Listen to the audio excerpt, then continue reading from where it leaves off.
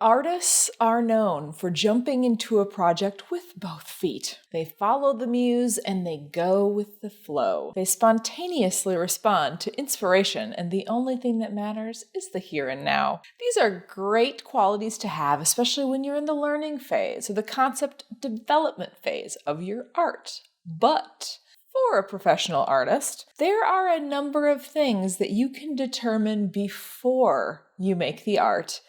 And those decisions can radically increase your future sales.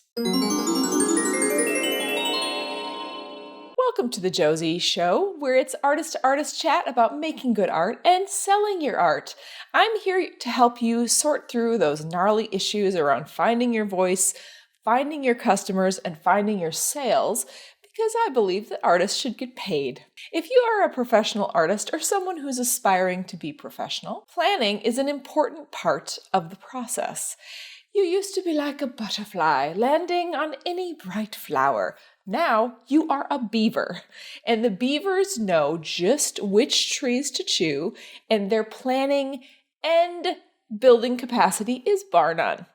I've got 2 things for you to consider before you make your art, which will help you make more sales. First, before you run off into the studio armed with inspiration and an apron, I want you to determine the price target of what you are about to make. What? You say? How could I possibly know how much it should cost before I make it? I know, there are a lot of variables, but determining a price range first can solve a lot of problems and make your art more saleable. I recommend creating a series of entry-level art. The price of your art is variable, of course, depending on your market and your style of art. But I found that higher and higher pricing will also continually reduce your available market. If your art is very valuable because of the time and materials you use, and fewer people can afford your art, the more you will have to get creative about how you find them and show them your work. If a lot of people could afford the price range of what you're offering, then you've widened your available market considerably. I want you to make money. I want you to actually make a profit. I don't want you to get hosed on your time and material. So if you take a little bit of time before you embark on developing a series of work or a collection, it will serve you well to identify the price range that you think you can sell the most number of individual pieces. Again, the actual number is highly variable based on your market and your art, but I like the nice dinner out price range for a lot of my work. This is a purchase that might be a bit of a splurge, but not off the charts for most people. Then you can reverse engineer the art. You want to get paid for your time and materials and add a 50% margin. And you can determine with those parameters what kind of work you want to do with the time and supply allotment that gives you.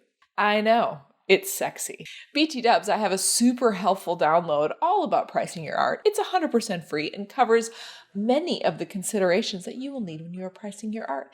You can find it at josielewis.com/pricing. Here's another super sexy tip. Determine the art you are going to make by the packaging you will need to ship it. I know, your heart just stopped. Stay with me for a second. I was in a grad school critique years ago with a person who made intricate carved paper wall hangings. They were beautiful, huge, fragile, and incredible.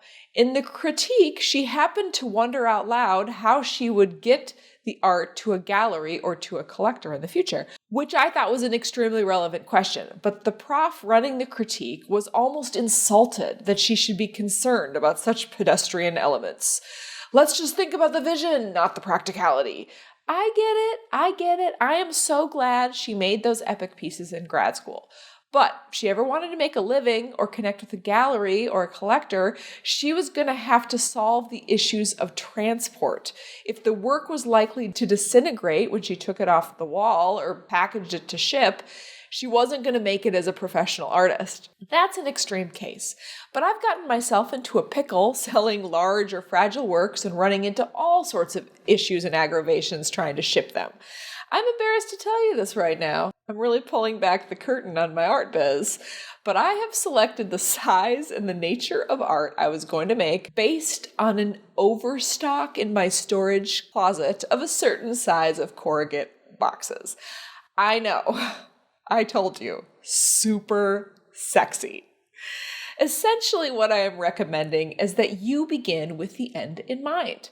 Think about the whole process of selling, from the price to the ease of shipment. Can you think of any other factors that should be considered before you make the art to sell? Drop your ideas in the comments and I will see you there.